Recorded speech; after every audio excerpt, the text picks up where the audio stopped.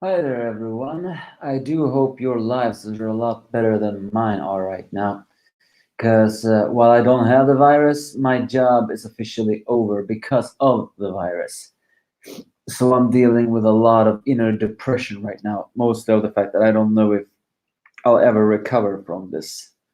Never before have I felt that life is so slow. I'm almost starting to think I actually should return to the YouTube. Granted, however, I don't have that many subscribers to live off YouTube, and I will not get them anytime soon either. So, well, yeah. But we're not here to talk about my pathetic life story. We're here to talk about the chapter 86 of Eden Zero. This is the anger I found that semi-retired despair reviewer. Although, as I said before, I'm beginning to think maybe I shouldn't semi-retire. Maybe I should just drop everything and try to make this channel good. But then again, nah, it's impossibility. I don't have the drive for that. But I don't really have the drive to live either. Alright, now let's drop that sad story and go into this chapter. First of all, we don't see it, but we actually got the exact same scene of when Witch defeated Seth Maria and the other guy in a perfect place. Not place, but reprisal, so to speak, of the star dress, no, not dress, battle dress of the steel sorceress, and even the fact that Homura is praising her, saying that this is something of of her mentor. But of course, this time the Eden Zero crew saw what happened. So it's during this time that Rebecca reveals all the tricks, including that Maria tricked the sister and pretended to be captured. I mean, we didn't really see the fight. It seems to imply that the sister did enter the battle dress and stood no chance against Maria. Or it seemed that Seth shut down sister before she actually could do a battle dress. She also mentions that the big guy can go invincible, and also the fact that Seth is a computer virus. Hermito immediately realizes that he has annoying code, but says that now that she knows how to expect it, there are a number of ways to deal with it. Granted, that doesn't exactly solve for me if they have neutralized it, but it's very satisfying to see those two guys actually getting sweating, realizing that they had a plan to do exactly the same, and they were complete off guard by all of this. So, but Rebecca says that they are not out of trouble yet. As they resume to the interrogation room. Granted, I don't know what they did with the three fighters now. Did they capture them again, or did they do something else? Regardless, Rebecca informs us what we know about the thing, including the fact that Drakenjo's power is alchemy or alchemist, a power that allows him change into some substance into something else, and including on living bodies. It's actually a kind of broken power, and as we've seen, he has overdrive, meaning that Drakenjo is even more powerful than we originally think. However, here something very interesting is also noticed. Is is the fact that they also mentioned that it was the power that he used on the ship. As Wise points out, that a power to rewind, a power to turn back time. Who wouldn't want that? But what I'm trying to say is, Rebecca says that she suspects Master Noah told them about this. So this way, sister did learn to everything. But what I'm trying to say earlier before is here is some interesting, and this is actually going around a lot in the community right now, and it's the popular theory. How do Master Noah know all this? This is currently the debated theory in the entire community of Eden Zero right now. How is it that Master Noah seems to know things that the other do not even know? It's like he has even been there to begin with. And also, the end of this chapter implies that he knows even more than we think. I don't really like that kind of villain, only because that kind of villain is broken. Let's just say, for argument's sake, that he does know everything. How does he know everything?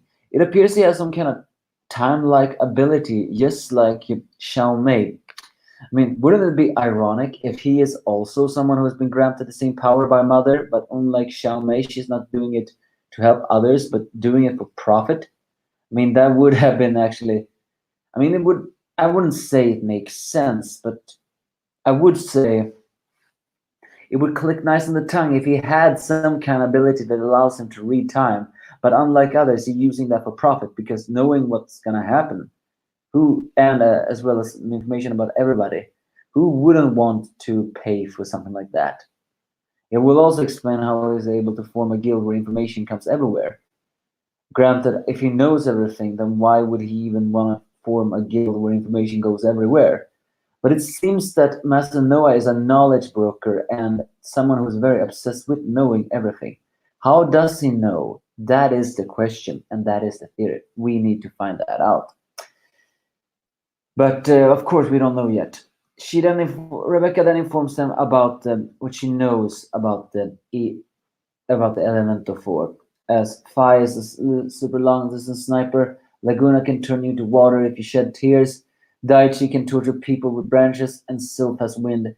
She even mentions that Jin is there as a bodyguard, also saying that she didn't stand a chance against Jin.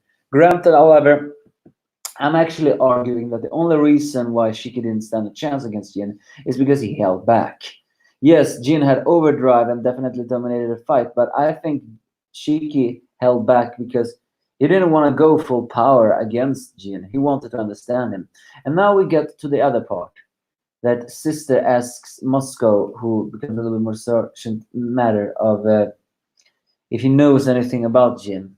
And he actually offhandedly mentions that he was working for Fake Sister because it was someone he wanted to heal. We have heard some rumors saying that he wanted Fake Sister to heal his sister, Clade, who is ironically Sylph.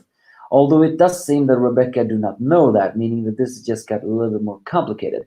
But we still don't know what it is that Jin wants to. Oh, sorry. Jin wants Sister to heal Clyde Sylph from. We still don't know that. Granted, Clyde appears to be completely emotionless except for a pin there that isn't to express her. So, and also he's a pretty close-hearted and stubborn fool. I highly doubt they can make him go into their sound so easily. But maybe we will finally get a little bit more information on Jim, seeing on why he is a mercenary as well as why he is closing off his heart. Because I highly doubt he will listen to the Zero crew, even if they say that Sister can heal Cleedy. But it will create a nice situation of in the end you have to trust someone. On Shiki says that you wanna become friends, all this thing. So, but Rebecca still is not sure they can win, especially as Dakinyo is powerful. And again, we shouldn't count that this second restart is in the favor. However, it appears that Rakinjo does not have the power to read the future as well, because he mentions that he appears to not be completely realizing what is happening, including he was fully expecting Seth to get on the ship and well infect everything, as well as the continued plan of blowing up. Something smelled off, as he says, to get in the Elemental 4. It's just then time that Eden Zero, yeah, the ship actually heads towards the Balea Goel completely, effectively ramming into it, saying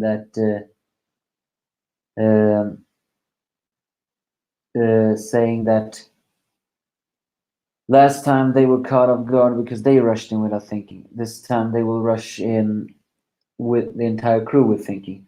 As the entire crew stands side to side and proclaims with resolves that this may sound like a reckless plan, so we will combine all the strength.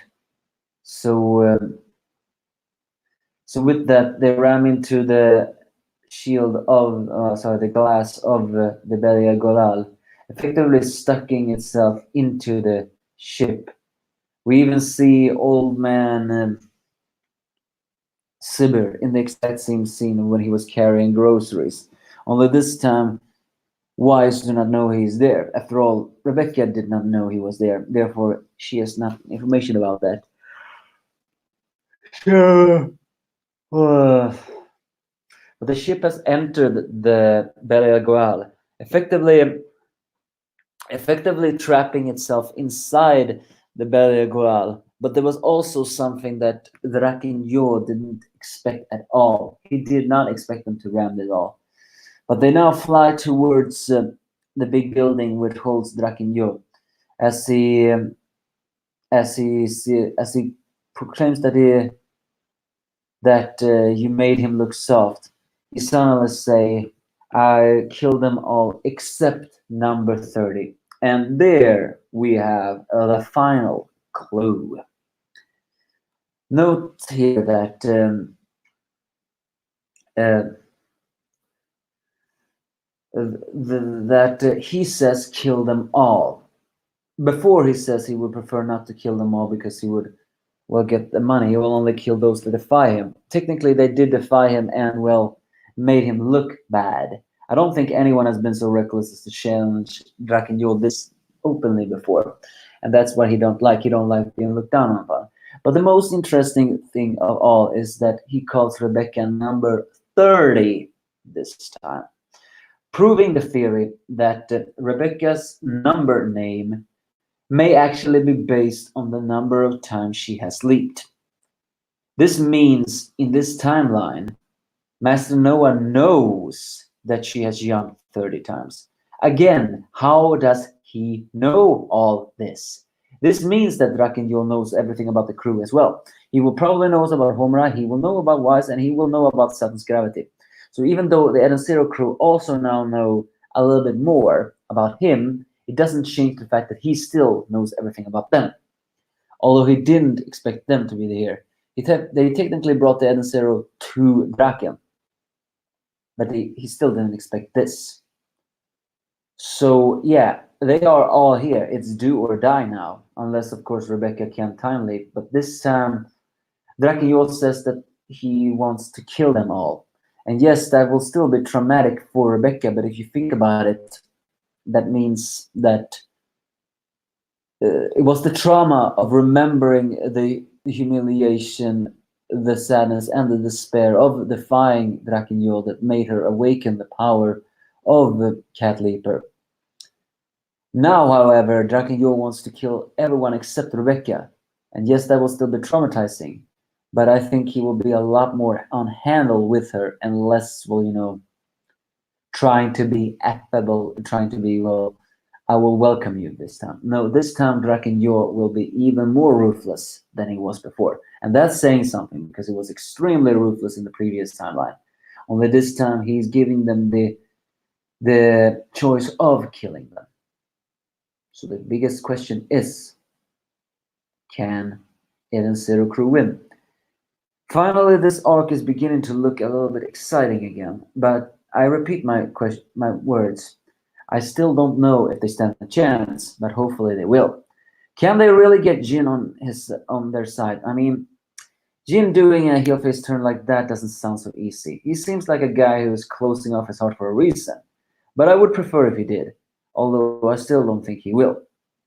So yeah, and Old Man Sibir is there, meaning that he is also alive in this timeline. But now everybody is here, including the Eden Zero.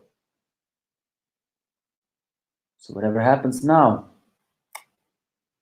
it's only up to destiny. Give me your thoughts if you have any.